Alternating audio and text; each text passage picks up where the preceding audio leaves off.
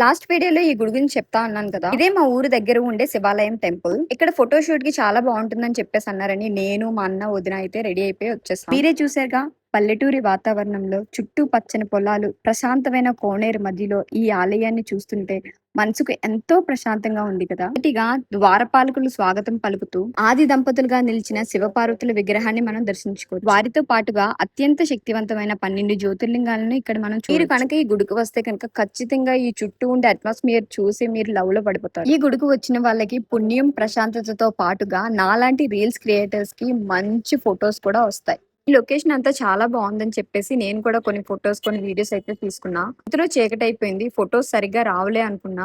కానీ day time కంటే night look చాలా బాగుంది. ఒక చల్లని సాయంత్రం వేళలో ఇక్కడికి వచ్చి అలా కూర్చుంటే చాలు, మనకి ఎన్ని ప్రాబ్లమ్స్ ఉన్నా సరే అన్ని మర్చిపోయి ప్రశాంతంగా ఉండొచ్చు ఇక్కడ. ఈ గుడి అడ్రస్ వచ్చేసి అనకాపల్లి జిల్లా బుచ్చిపేట మండలం కోమల్పూడి గ్రామంలో ఉంది.